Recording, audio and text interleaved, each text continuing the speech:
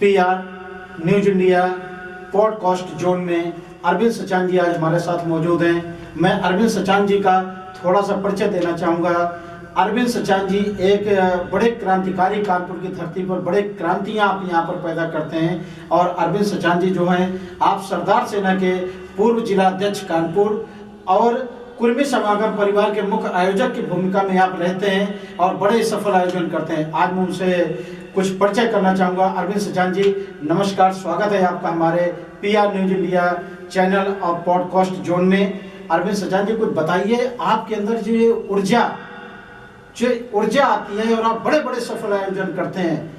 अक्सर आप सुर्खियों में रहते हैं, हम लोग अखबारों में देखते हैं, आपका जिक्र देखते हैं। कानपुर के सारे राष्ट्रीय अखबारों आपको 2-2, 3-3 कॉलम का आपको जगह देते हैं। तो ये कैसे संभव हो पाता है, आप कुछ बताइए। धन्यवाद सुरेश जी, आपने जो मेरा परिचय दिया वो शानदार, जानदार, जिंदाबाद। और पीआर न्यूज की तरफ से जो पॉडकास्ट हो रहा है, मैं सारी टीम को बधाई देता हूं। आज आपने हमें यहाँ पर बुला करके हमें अपनी बात कहने का अवसर दिया, उसके लिए पीआर न्यूज का मैं हार्दिक अभिनंदन, आभार व्यक्त करता हूँ। अच्छा अरविंद जी, अभी कुछ दिन पहले जैसे हम लोगों ने देखा, आपने नज़दीक पे ही सचान चौराहा है, पटेल चौराहा है, तो यहाँ पर आपने कुर्मी समागम का एक सफल आयोजन किया, जहाँ पर मुझे जानकारी है लगभग 3 से 4 हजार लोग इकट्ठा हुए थे। और वो मूवमेंट बड़ा ही विशेष था, क्योंकि एक तरफ भारतीय जनता पार्टी का मंच सजा हुआ था और 4 से 5 हजार लोगों को लेकर, जहाँ पर महिलाओं की भागीदारी थी, बच्चों की भागीदारी थी। और आप कुर्मी समागम का आयोजन तो कर रहे थे, मगर सर्व समाज के लोग वहाँ पर उपस्थित थे। इसके पीछे आप बताइए कौन सी स्ट्रेटजी थी और कैसे आपने इस प्रोग्राम को सफल बनाया, इसके बारे में कुछ बताइए।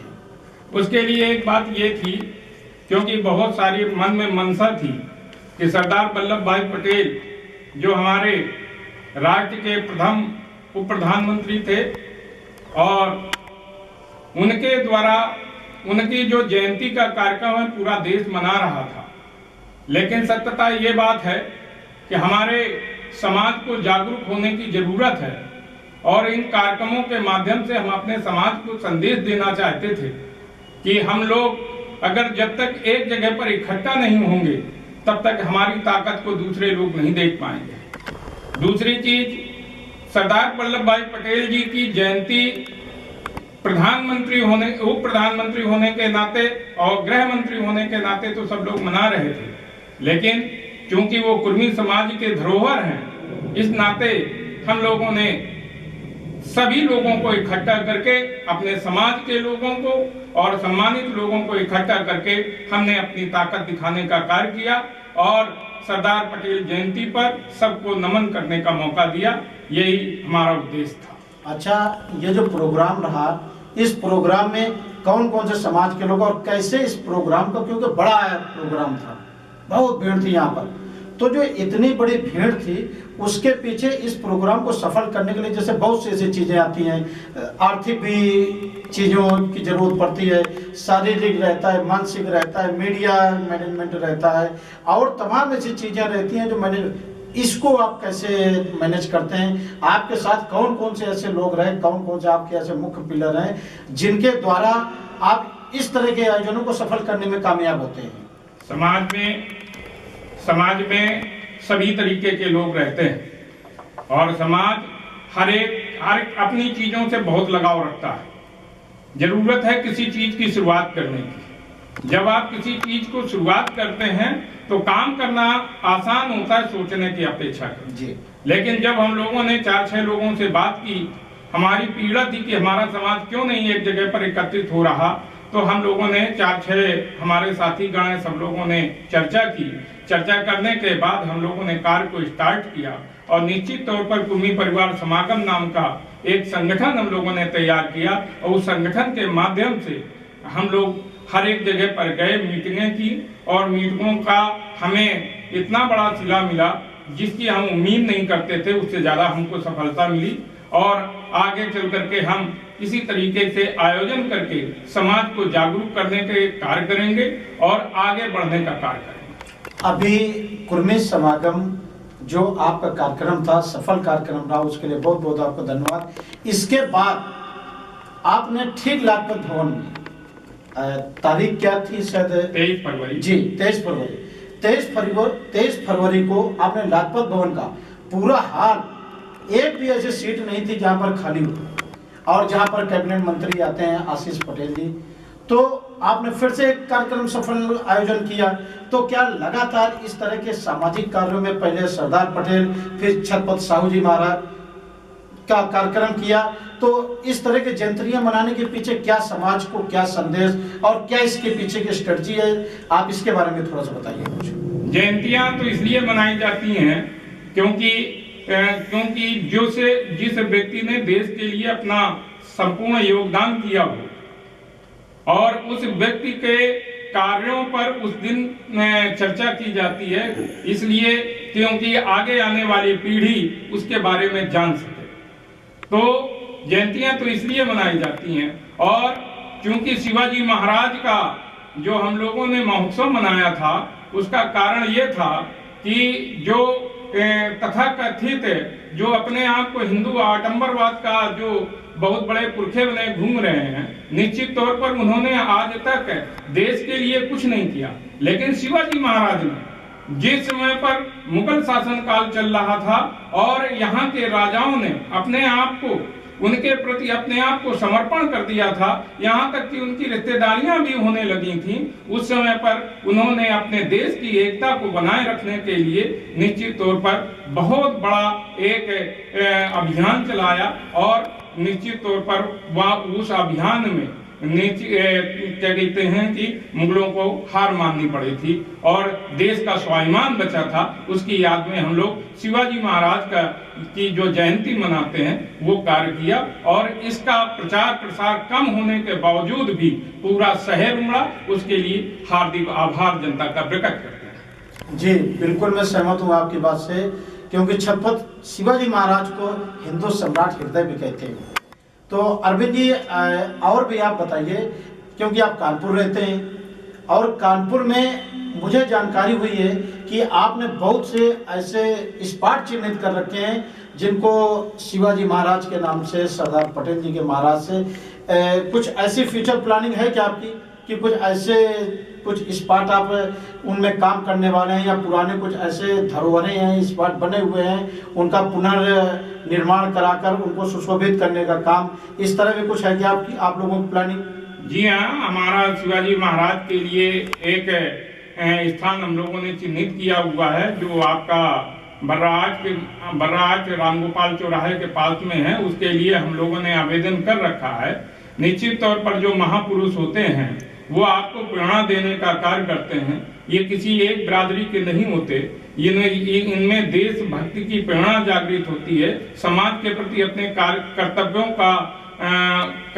का कार्य करने के विषय में लोग प्रेरित होते हैं। इसलिए मैं समझता हूँ कि जो महापुरुषों की मूर्तियां हैं हर एक जगह पर होनी चाहिए और उनका जो गुणगान है, जो उनकी जयंतियां हैं, बड़े धूमधाम के साथ मनाई जानी चाहिए, जिससे लोगों के प्रति, समाज के प्रति, देश के प्रति एकता का भाव पैदा हो। इसलिए जरूरी है कि ऐसे महापुरुष जिन्होंने देश के लिए कार्य किया उनका हम लोगों को हर एक जगह पर उनकी मूर्तियां लगे और उन पर काम हो। गल्ला मंडी कानपुर दक्षिण में गल्ला मंडी सागरपुरी में भी एक चौराहे पे शायद एक स्पॉट आप सब लोगों ने मिलकर एक चिन्हित किया हुआ है, उसके बारे में भी कुछ बताइए। वो भी काफ़ी चर्चे में रहा क्योंकि चैनल पे भी उसकी एक समय न्यूज चली थी और काफ़ी सुर्खियों में रहा, तो उसके बारे में भी कुछ संक्षिप्त में मैं जानना चाहूँगा। बिल्कुल, प्रयास जारी है और समय आने पर उसका भी हम लोग निश्चित तौर पर वहाँ पर भी शिवाजी महाराज की वहाँ पर मूर्ति लगाई जाएगी, जिससे क्षेत्र की जनता को उनसे प्रेरणा मिलेगी। और क्योंकि एक ऐसे सपूत हैं, शिवाजी महाराज एक ऐसे सपूत हैं जिन्होंने जिस समय पर देश की आशाएं बिल्कुल विस्तृत हो चुकी थी, राजा अपने अपने स्वार्थ के लिए लड़ाई कर रहे थे, उस समय पर देशभक्ति का भाव भरने का किसी ने कार्य किया था तो निश्चित तौर पर शिवाजी महाराज ने किया था। इसलिए उनकी मूर्तियां किसी जात विशेष की मूर्ति नहीं है, वो देश की एक धरोहर है। इसलिए उस धरोहर को हर एक जगह पर होनी चाहिए और लोग उससे प्रेरणा लें, यही मेरी कामना है। इस उद्देश्य के साथ हम लोग काम कर रहे हैं। अच्छा माननीय, थोड़ा सा और बताइए कुछ। एक प्रदेश में एक संगठन इस समय काफी तेज काम कर रहा है, सरदार सेना। उस सरदार सेना के आप कानपुर के, आप इस समय मेरे ख्याल से शायद पूर्व आप जिला अध्यक्ष हैं, क्योंकि अभी आप जिला अध्यक्ष थे इस समय शायद पूर्व में, क्योंकि कमेटी इस समय शायद क्या कमेटी बंद कर दी गई है। मगर आप बताइए, सरदार सेना पे आप काम कर रहे हैं, उससे कितना प्रेरित हैं, और सरदार सेना संगठन के माध्यम से आप कौन कौन से मुद्दों को लेकर प्रदेश में और कानपुर में, और कौन कौन से मुहिम पर आप काम कर रहे हैं जो जनहित के लिए लाभकारी है, और आप उस पर बढ़ चढ़ कर काम कर रहे हैं। मैं चाहता हूँ उस पर भी कुछ थोड़ा सा बताइए। जब सरकार का लोगों के प्रति विश्वास कम हो जाता है तो निश्चित तौर पर लोग संगठनों की तरफ जा रहे हैं जी। और सरदार सेना निश्चित तौर पर समाज के दबे कुचले भयभीत लोगों के साथ खड़ी रहती है, और एक बार नहीं, हम लोगों का लगातार संघर्ष, हमारे आर.एस. पटेल जी लगातार संघर्ष कर रहे हैं और लोगों को समय समय पर न्याय दिलाने के लिए संघर्ष कर रहे हैं। न्याय देना तो सरकार का काम है, लेकिन सरकार तक आवाज पहुंचाना सरदार सेना का काम है, और लगातार आवाज पहुंच रही है, और सरकार को दबाव में लेकर के उनकी तरफ जो लोग पीड़ित हैं उनको आशा भरी निगाह से जो देख रहे हैं, उनके आंसू पोंछने का काम सरदार सेना कर रही है। निश्चित तौर पर हम इस कार्य को, जितने भी लोग लगे हुए हैं, जितने भी टीम के लोग हैं, मैं उनका हार्दिक आभार व्यक्त करता हूं। निश्चित तौर पर ये बहुत अच्छा काम है। सरदार सेना जो है वो कितने जिलों पर और कहां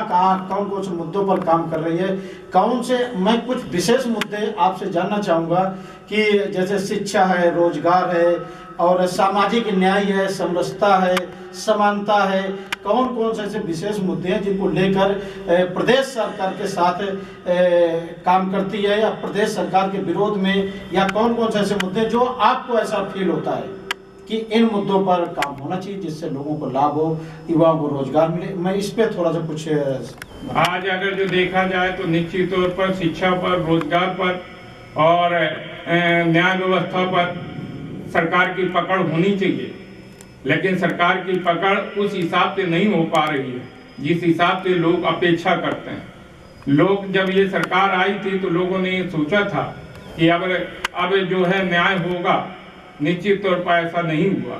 और इस समय पर आप देखा जाए तो खासकर ओबीसी SC ST समाज में जो वातावरण व्याप्त है, और लोग उदाहरण के तौर पर UGC की मैं चर्चा कर लूं तो देखा जाए तो सरकार UGC लेकर के आ रही है, किसी ने मांगा भी नहीं, लेकिन UGC के नाम पर सवर्ण लोग OBC को लगातार गाली दे रहे हैं जी। और एक तो लाए, फिर लागू क्यों नहीं किया? अगर जो लागू नहीं करना था तो इसका मतलब केवल समाज का बंटवारा करके अपर समाज से और जो OBC SC ST समाज को गाली दिलाना केवल मात्र काम था, और बाकी इसका कोई कार्य नहीं हुआ। अच्छा महोदय, मैं आपसे, क्योंकि आप राजनीतिक भी अच्छी समझ रखते हैं, सामाजिक कार्यों के साथ साथ आपको राजनीतिक समझ भी है, क्योंकि आप निकाय चुनाव कानपुर से भी लड़े, दो बार निकाय चुनाव लड़े, पार्टी से चुनाव लड़े, तो राजनीतिक समझ भी आपकी अच्छा और महत्वाकांक्षा भी आपकी बड़ी है। तो आप ये बताइए, प्रदेश की इस समय जो इस समय राजनीति का ध्रुवीकरण है, जो इस समय जो सत्ता पे बैठी हुई सरकार है, जो उसका ध्रुवीकरण है, और किस दिशा पे वो प्रदेश और किस दिशा पे देश को ले जाना चाहते हैं, इसके बारे में थोड़ा सा बताइए। क्योंकि जो राजनीतिक के विपक्ष में बैठे हुए नेता हैं, कौन से ऐसे नेता आज आपको प्रेरित कर रहे हैं कि ऐसा लगता है कि ये नेता है जो कुछ ऐसे मुद्दों की बात उठाते हैं? जैसे मैं कुछ नेताओं का नाम अपने मुंह से लेना चाहूँगा, राहुल गांधी जी हो गए, अखिलेश जी हो गए, और आपने दिल्ली में देखा कि कैसे कैसे एक सिटिंग CM को भी जेल में डाल दिया जाता है। थोड़ा सा इनके बारे में कुछ राजनीतिक आपसे चर्चा करूंगा, अच्छा लगे तो राजनीतिक बताइए थोड़ा। आज जो स्थितियां बहुत देश की बहुत ही दयनीय स्थिति पर देश खड़ा हुआ है जी। निश्चित तौर पर ये देखा जाए तो फूट डालो राज करो। जो गोरे अंग्रेज नहीं कर पाए वो काले अंग्रेज बहुत अच्छी तरीके से कर पा रहे हैं। और इस समय पर ताकत का खेल है। आज चाहे पक्ष की बात करें चाहे विपक्ष की बात करें, आज देखा जाए तो कुछ लोगों के हाथ में, पूंजीपतियों के हाथ में ही राजनीति की चाबी वहां पर पहुंच चुकी है। यहाँ पर चर्चा गरीबों की होती है लेकिन काम गरीबों के लिए नहीं होता है। निश्चित तौर पर ये आप देख रहे हैं कि इस समय पर गैस की त्रासदी है। लोगों ने अपने घरों में बहुत सारे काला बाजारी करने के लिए सारे सामान को इकट्ठा कर रखा है कि समय पर निकालेंगे, लेकिन गरीबों को कहीं पर नहीं मिल पा रहा। तो ये चीजें अब अगर जो देखा जाए तो राजनीतिक तौर पर अब ये केवल ये है किसी तरीके से, क्योंकि सत्ता जो होती है, सत्ता जिसके पास होती है खजाने का मालिक वही होता है। तो हर एक पार्टी इस समय पर देखा जाए तो आप ये देखिए कि विचारधारा, 3 विचारधाराएं हैं। अगर जो देखा जाए विचारधारा है, एक आपकी गांधीवादी विचारधारा है, और ये अभी जो नई चीजें उठ करके आई हैं, मैं इस चीज को कहना नहीं चाहता, लेकिन जो नाथूराम गोडसे को पूज रहे हैं उसकी एक विचारधारा है।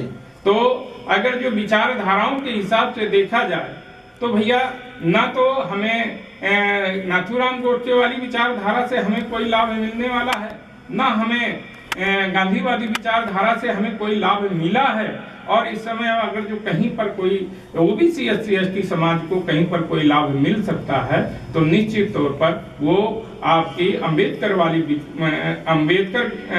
विचारधारा पर, क्योंकि अगर जो ओबीसी SC/ST को कहीं पर नेता बनने का कार्य, अगर बनाने का कार्य अगर जो किसी ने किया है तो काशीराम साहब ने किया है। आप चाहे जिस पार्टी में आप चले जाएं और जितने भी ओबीसी SC/ST समाज के नेता होंगे उनका संबंध कभी न कभी काशीराम साहब के पार्टी से जरूर रहा होगा, आज चाहे जितनी ऊंचाई पर आप चले जाएं। तो हमें अगर जो अपने आप को नेता बनाना है और बनना है तो निश्चित तौर पर हमें अंबेडकर वाली विचारधारा को फॉलो करना चाहिए। अगर जो हमें अपने समाज के लिए तरक्की चाहिए तो निश्चित तौर पर अंबेडकरवादी विचारधारा से हमें मिलेगी। हमें अगर जो अपने बच्चों का भविष्य उज्जवल चाहिए, अगर जो शिक्षा मुफ्त चाहिए तो निश्चित तौर पर अंबेडकरवादी विचारधारा से ही ओबीसी SC/ST का भला हो सकता है। बशर्ते आप दे सकते हैं। रोज आपको पेपरों में दिख रहा है कि आरक्षण को हमारे खाया जा रहा है, और जहां पर आरक्षण का विरोध हो रहा है वहां पर EWS को प्राथमिकता दी जा रही है। यहाँ तक कि जहां पर 27% का ओबीसी का आरक्षण है, 27% का आरक्षण है। आरक्षण का मतलब ये है कि जो जनरल फाइट कर जाए वो अलग, और 27% का वीकर सेक्शन में उसका लाभ मिलना चाहिए, उसको हमारे एक 27% के चाहे हिस्सेदारी निर्धारित कर दी गई है। तो ये समझने की बातें हैं। अब भी अगर जो लोग ना समझेंगे तो निश्चित तौर पर ओबीसी SC/ST का समाज का पतन निश्चित तौर पर होगा। इसलिए हम जिस तरीके से उन लोगों ने अपना 10% आरक्षण लेते हुए भी बैकवर्ड को कहीं कैंची छोड़ देंगे, कहीं ये कर देंगे, कहीं वो कर देंगे, जो बातें करते हैं, तो निश्चित तौर पर वो इसी तरीके से हम लोगों को हतोत्साहित करने का कार्य करेंगे। अच्छा, इस समय प्रदेश पे बहुत सी ऐसी चीजें हैं जो आप साक्षात देखी जा सकती हैं और सबको पता है। आप देखते हो कोरोना जैसा दौर आया देश पे, पूरा देश हिल गया। कोरोना जैसे ये जो महामारी आई कोरोना की, इस पे आपने देखा लोग तब भी लाइनों में लग गए, पूरा देश रोडों पे आ गया, लाइनों पे लग गए। इसके बाद नोटबंदी हुई, नोटबंदी में भी लोग लाइनों पे लग गए। आज सिलेंडर की स्थिति ये है तब भी लोग लाइनों में लगे।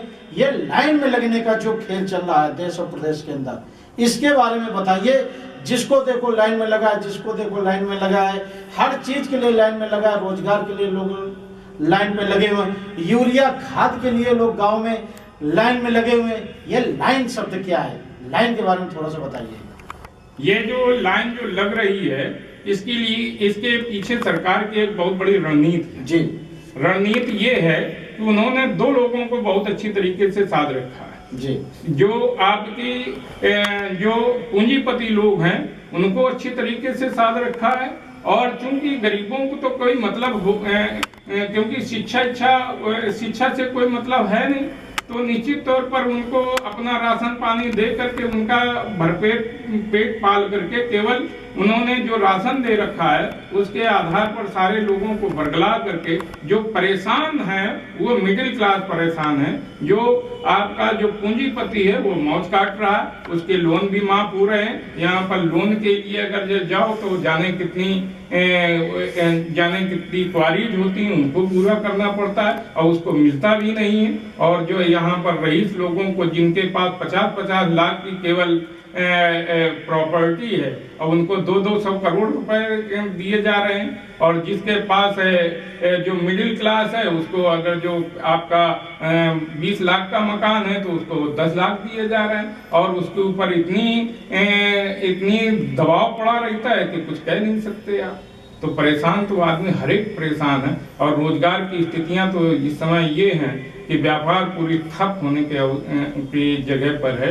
मैं इस चीज पर देश के लोगों से आगाह करना चाहता हूं कि समय रहते सब लोग चेत जाएं तो निश्चित तौर पर देश का भला होगा। अच्छा ये बताइए, आज हमारा किसान परेशान है, देश का किसान रोडों पर है, देश का किसान खेतों पर है, देश जानवरों से पूरा किसान परेशान, यूरिया से पूरा किसान परेशान। आप यूरिया देखिए, एमआरपी से ऊपर खुलेआम यूरिया बिक रही है। आप किसी थाने चले जाइए, कहीं पर भी बताइए, मतलब कोई इस कालाबाजारी पे कोई सरकार की तरफ से कोई ठोस कदम नहीं उठाया जा रहा है। इसके पीछे क्या है? क्या ये सरकार की सोची समझी कोई रणनीति है किसानों को आर्थिक रूप से तोड़ने के लिए? क्या इसके पीछे का क्या कहना है आपका? उसके लिए तो यही कह सकते हैं कि एक बार हिटलर एक मुर्गे को लेकर के जा रहे थे जी। और वो पंखे नोच करके फेंक रहे थे। तो जब वहां पर जो उनका जो मंत्रिपरिषद था वो खड़ा था, उन्होंने कहा कि भाई सर ये क्या आप कर रहे हैं? तो उन्होंने कहा देखते जाइए क्या होता है। तो जब वो उसके पूरे पंखे नोच डाले और नोच डालने के बाद जब उस मुर्गे को छोड़ा और अपने जेब से थोड़े से दाने निकाल करके जो उसके सामने फेंके तो मुर्गा फिर वही चरने लगा। तो उसी तरीके से किसानों की भी हालत है।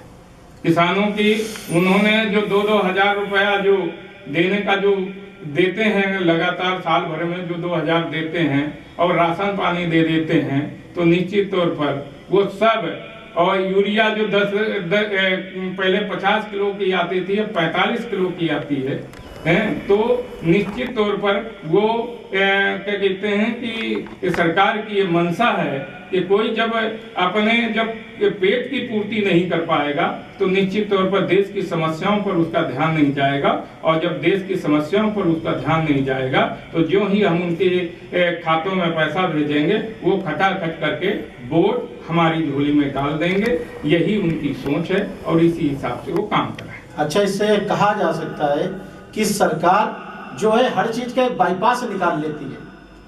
उसने 2000 रुपये आपको दिया, उसका एक बाईपास निकाला कि ओवर रेट पे आपको यूरिया दी जाए, उसका वजन कम कर दिया जाए और आप कहीं पर भी कहो, क्योंकि प्लानिंग का पार्ट तो हम ही है, डिजाइनर भी हम ही है, प्लानर भी हम ही है।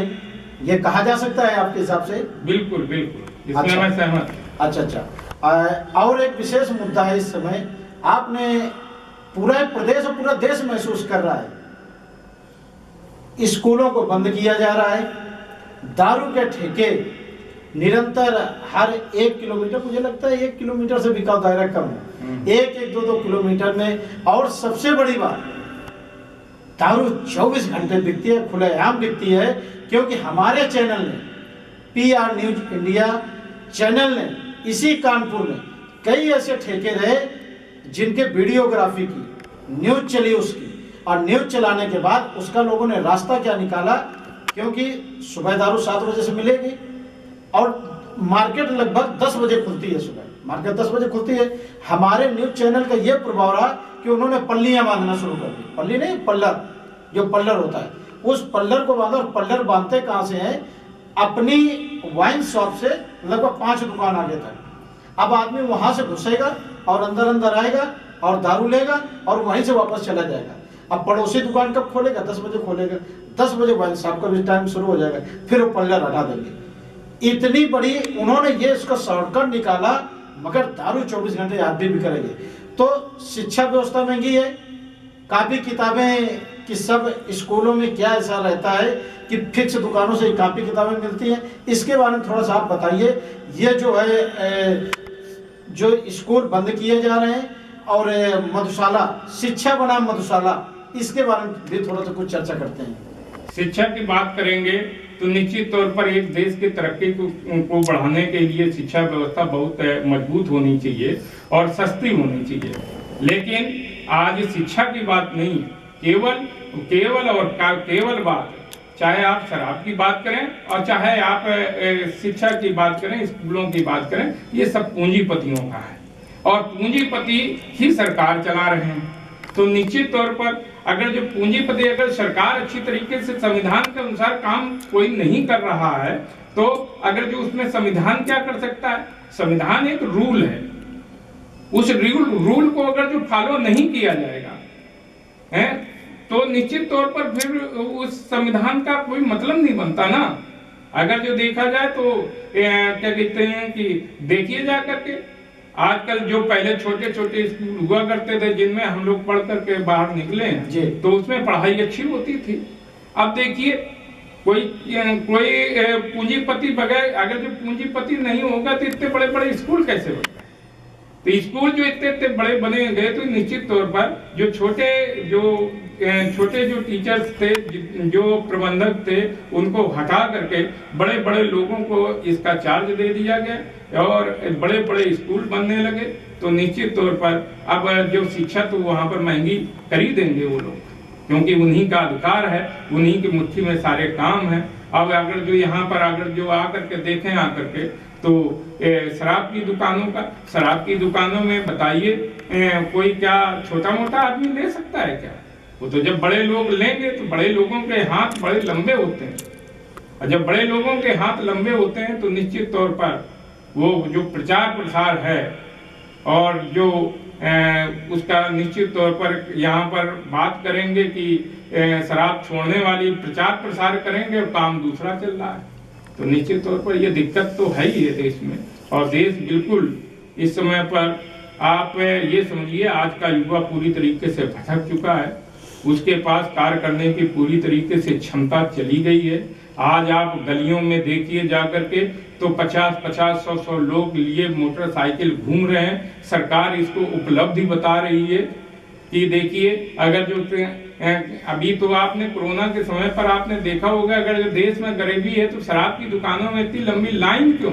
अरे तो जो शराब की दुकानों में लाइन लग रही है तो वो तो उनके जो शराब पीने वाले जो एडिक्ट लोग हैं उनकी हैं। बाकी 100 में 95 जो घर में दाने नहीं है उनके घर में खाने के लिए, उसकी चिंता करिए ना। शराब की दुकानों को गिना करके वहां की भीड़ दिखा करके देश की तरक्की नहीं दिखाई जा सकती। अच्छा, ये और बताइए, अभी सरकार निकाय चुनाव को लेकर भी बड़ी असमंजस में है, बड़ा लेट हो रहा है निकाय चुनाव, तो क्या इसके पीछे की ऐसी स्ट्रेटजी लग रही है? कुछ लोग कहते हैं कि 27 पे चुनाव होगा, कुछ लोग कहते हैं मई पे होगा, कुछ लोग कहते हैं कि चुनाव होगा ही नहीं। कुछ लोगों का तो ये तक कहना है कि ये जो भारत सरकार है, जो इस समय बैठे हुए लोग हैं, ये जो है ये पंचायती राज को ही समाप्त करना चाहते हैं, ये भी सुर्खियों में रहता है। इसके पीछे आपका क्या अपना मानना है?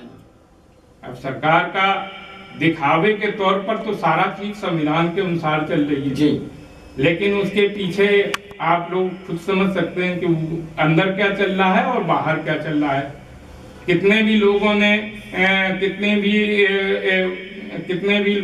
और कितने लोग संघर्ष कर रहे हैं, सड़क पर भी विपक्ष संघर्ष कर रहा है, सड़क पर भी और आयोग में भी संघर्ष कर रहा है, लेकिन किसी की क्या सुनवाई है क्या?